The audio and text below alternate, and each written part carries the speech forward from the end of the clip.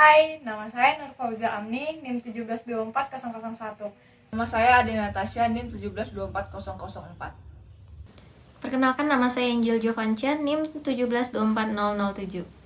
Perkenalkan, nama saya M. Hendra Satria Buana, NIM 1724022. Saya sendiri, Maftuz Zamroni Divinobun, NIM 1724067. Hai guys, perkenalkan, nama saya Grace Ritunenga, NIM 1724044. Perkenalkan, nama saya Andika Putra Bayangkara, NIM 1724050.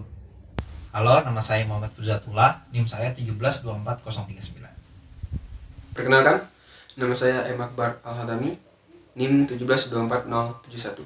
Assalamualaikum warahmatullahi wabarakatuh. Nama saya M. Yasril Aidullah dengan NIM 1724072. Perkenalkan, nama saya Evan, NIM saya 1724092. Di sini kami akan membahas konsep kawasan pesisir dan ekosistem pesisir. Dengan studi kasus pengelolaan wilayah pesisir dan lautan di Hawaii dengan penerapan ICZM atau Integrated Coastal Management. Saya akan membahas wilayah pesisir yang dimana batasannya terbagi menjadi dua, yaitu batasan arah darat, yang dimana daerah pertemuan antara darat dan laut, dengan batasan ke arah darat yang meliputi bagian daratan, baik kering maupun yang terendam air, yang masih mendapat pengaruh sifat-sifat laut seperti air laut. Dan ada pula yang kedua, yaitu arah laut. Batasannya di mana mencakup bagian perairan sampai batas terluar dari paparan benua, di mana ciri-ciri perairan tersebut masih dipengaruhi oleh proses-proses alamiah yang terjadi di darat seperti sedimentasi dan aliran air tawar, serta proses-proses yang disebabkan oleh kegiatan manusia yang di darat maupun di laut. Definisi pesisir dibagi menjadi 3 pendekatan. Di antaranya adalah pendekatan secara ekologis, lalu pendekatan secara administratif, dan pendekatan secara perencanaan. Nah, untuk pendekatan secara ekologis, wilayah pesisir merupakan wilayah yang masih dipengaruhi oleh proses-proses kelautannya, di mana dapat dilihat pada gambar berikut ini adanya batas antara laut dan daratan yang dibatasi oleh sedimentasi berupa hamparan pasir. Lalu yang kedua yaitu adalah pendekatan secara administratif, merupakan wilayah pesisir yang secara administratif pemerintahan mempunyai batas luar sebelah hulu dari kabupaten atau kota yang ke arah laut ditarik sejauh 12 mil dari garis pantai. Untuk lebih jelasnya dapat dilihat pada gambar berikut ini. Dan lalu yang ketiga yaitu pendekatan secara perencanaan, di mana wilayah pesisir secara perencanaan merupakan pengelolaan yang difokuskan pada penanganan isu yang terjadi di wilayah pesisir yang ditangani secara bertanggung jawab. Dan untuk lebih jelasnya juga dapat dilihat pada gambar berikut ini. Baik teman-teman, PPT selanjutnya akan dibahas oleh saya, yaitu tentang pengertian wilayah pesisir menurut seorang ahli yang bernama Bagan pada tahun 2002. Menurut dia, belum ada pengertian tentang wilayah pesisir yang baku. Namun, menurut kesepakatan beberapa ahli, yaitu wilayah pesisir ialah peralihan antara daratan dan lautan. Di wilayah pesisir memiliki yaitu longsor, coastline, boundaries, dan crossshore. Pada gambar di sebelah kiri saya ini yaitu adalah menjelaskan tentang batasan-batasan pada wilayah pesisir. Yang pertama yaitu backshore, terletak pada bawah gumuk pasir. Selanjutnya itu forest shore, yaitu pasang surutnya suatu wilayah pesisir. Offshore merupakan zona lepas pantai ke arah laut. Setelah itu ada shoreline, daratan pasir. Coastal water, perairan pesisir.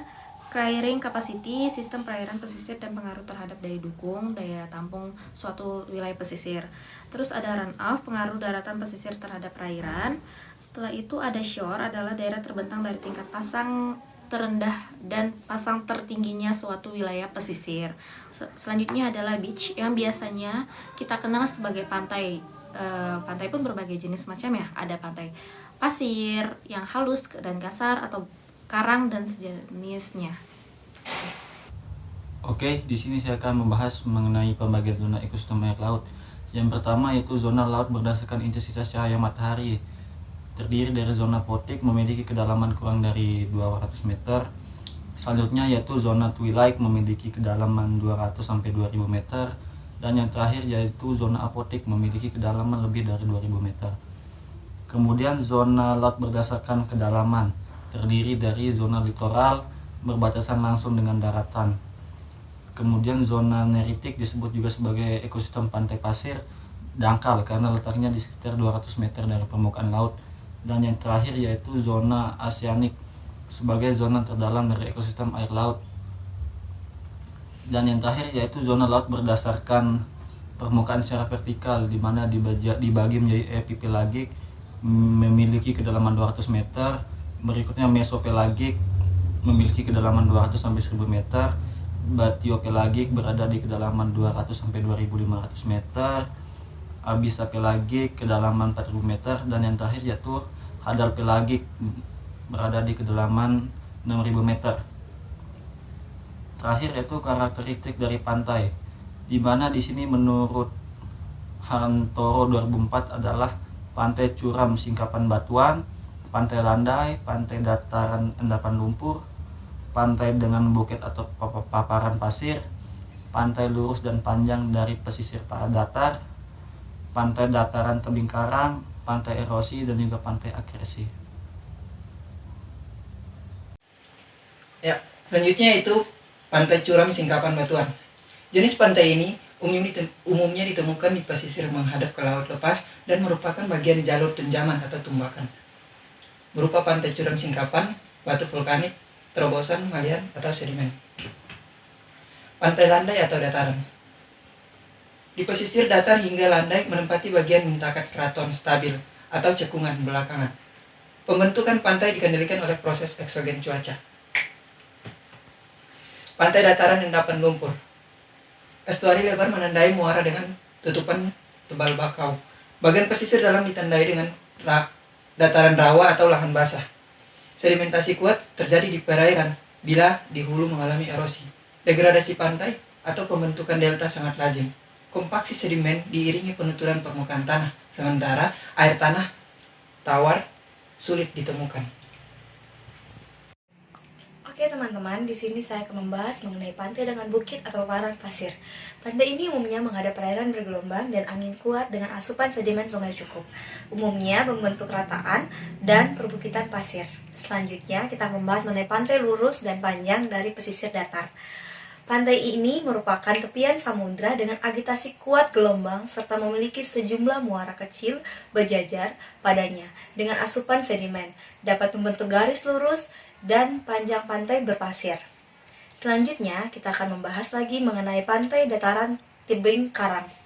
Pantai ini ditemukan di berbagai mitakan berbeda, yaitu di jalur tumbuhan atau tunjaman, jalur vulkanik, pulau-pulau sisa tinggian di paparan tepi kontinen, jalur busur luar, dan jalur tektonik geser.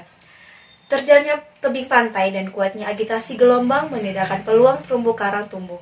Demikiannya halnya dengan bakau. Tutupan tumbuhan masih mampu tumbuh di lapukan batuan, terutama di kawasan dengan curah hujan memadai.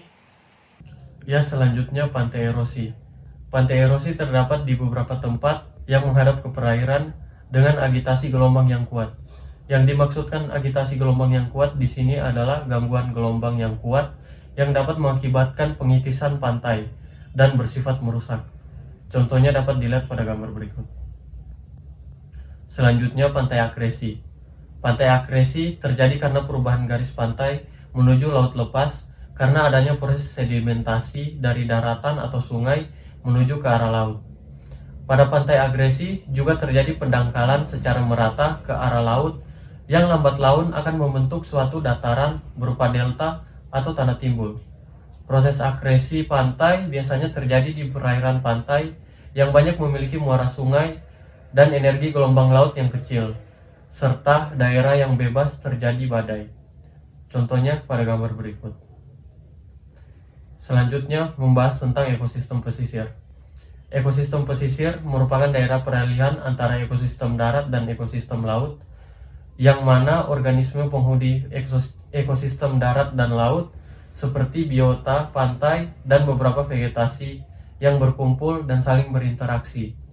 Di sini terdapat beberapa ekosistem pesisir, yaitu yang pertama adalah estuaria, yang kedua hutan mangrove, yang ketiga padang lamun, dan yang keempat terumbu karang. Di sini akan dijelaskan oleh teman saya. Itu yang pertama, eusteria. Eusteria ini digunakan sebagai tempat menangkap ikan atau enggak sumber mata air bagi masyarakat.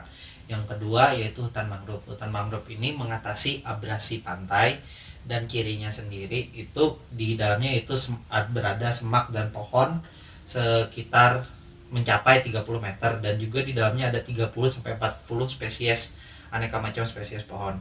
Dan yang ketiga yaitu padang lamun. Padang lamun ini biasanya ada di perairan yang dangkal dan di perairan beriklim subtropis dan tropis. Dan yang terakhir terumbu karang. Terumbu karang biasanya bisa berfungsi sebagai penahan ombak jadi ombak tersebut bisa mengurangi erosi pantai. Cirinya sendiri di dalamnya dia tinggal di dalam air yang bisa dijangkau matahari dan bisa berfotosintesis di dalam itu. Menurut Undang-Undang Nomor 27 Tahun 2007 tentang pengelolaan wilayah pesisir dan pulau-pulau kecil, mendefinisikan wilayah pesisir ini sebagai daerah peralihan antara ekosistem darat dan ekosistem laut. Nah, di sini juga dipengaruhi oleh perubahan-perubahan baik itu di darat maupun di lautnya. Nah, untuk Undang-Undang Nomor 27 Tahun 2007 memiliki tujuan-tujuan tersendiri, teman-teman. Pertama, contohnya melindungi sistem ekologis dan memperbanyak sumber daya wilayah pesisir dan pulau-pulau kecil dengan cara melakukan konservasi, rehabilitasi agar terjadinya keberlangsungan. Nah, untuk mewujudkannya kita perlu menciptakan sinergi antara masyarakat dan pemerintah daerah dalam melakukan pengolahan sumber daya pesisir dan pulau-pulau kecil yang ada.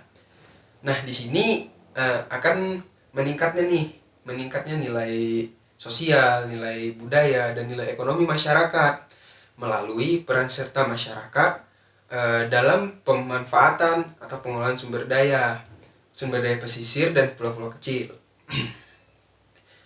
Lalu akan terjalinlah keharmonisan, memperkuat peran serta masyarakat dalam pemerintahan daerah, serta mendorong inisiatif masyarakat dalam pengelolaan, pemanfaatan, menjaga kelestarian alam atau menjaga kelestarian wilayah pesisir tersebut dan pulau-pulau kecil untuk terciptanya keadilan, keseimbangan, dan yang paling penting adalah keberlanjutan untuk masa depan. Nah, dalam hal ini kita membutuhkan pendekatan yang menyeluruh untuk melakukan pengolahan pesisir ini secara terpadu. Ada yang namanya ICZM yang kepanjangan dari Integrated Coastal Zone Management, dan ICZVM kepanjangan dari Integrated Coastal Zone Planning Management. Konsep IZM ini telah muncul di beberapa konvensi dan konferensi internasional. Jadi konsep IZM ini membutuhkan kemampuan kelembagaan untuk menangani 3 masalah. Masalah itu adalah lintas disiplin, kewenangan dari lembaga kepemerintahan, dan batas-batas kelembagaan. Nah, dari 3 masalah tadi itu adalah masalah intersektoral. IJCM sebagai penyeimbang 5 tujuan. Yang pertama adalah ekonomi, yang kedua rekreasi. Ekonomi dan rekreasi dapat mempengaruhi pembentukan PDB nasional, menambahkan dampak nilai ekonomi. Yang ketiga adalah sosial. Wilayah pesisir dihuni 60% dari penduduk Indonesia yang bertempat tinggal dalam radius 50 km dari garis pantai. Yang keempat budaya. Budaya masyarakat pesisir Indonesia adalah sebagai nelayan, memiliki fungsi budaya yaitu nilai-nilai spiritual dan rekreasi. Yang kelima adalah ekologi, mempertahankan integritas ekosistem dan memelihara daya dukung lingkungan dan konversi sumber daya alam, termasuk keanekaragaman hayati, sehingga diharapkan pemanfaatan sumber daya berkelanjutan. Tujuan dari pembentukan ICJM yang pertama adalah mengatasi permasalahan pembangunan pesisir saat ini dan masa depan. Yang kedua, memberdayakan masyarakat pesisir atau para pengguna wilayah pesisir dan lautan yang agar dapat menikmati keuntungan yang diperoleh secara yang berkesinambungan. Jadi, diharapkannya dengan pendekatan ICJM tidak hanya pertumbuhan ekonomi masyarakat pesisir pantai saja yang akan membaik, tetapi juga menjamin pertumbuhan ekonomi yang dapat ditingkatkan secara adil dan profesional oleh segenap pihak yang terlibat. dan dapat memelihara daya dukung serta kualitas lingkungan di pesisir yang baik sehingga dapat melestarikan wilayah pesisir. Konsep Integrated Coastal Planning Management dapat dipandang dari beberapa segi. Yang pertama adalah segi ekologis, segi sosial ekonomi, dan segi sosial politik. Yang pertama dari segi ekologis adalah untuk mengatur di pesisir agar ekosistem yang di pesisir dapat berkelanjutan. Yang kedua adalah dari segi sosial ekonomi. Dari segi sosial ekonomi adalah di mana harapannya untuk ekosistem yang di pesisir itu dapat membantu ekonomi yang ada di masyarakat agar berkelanjutan.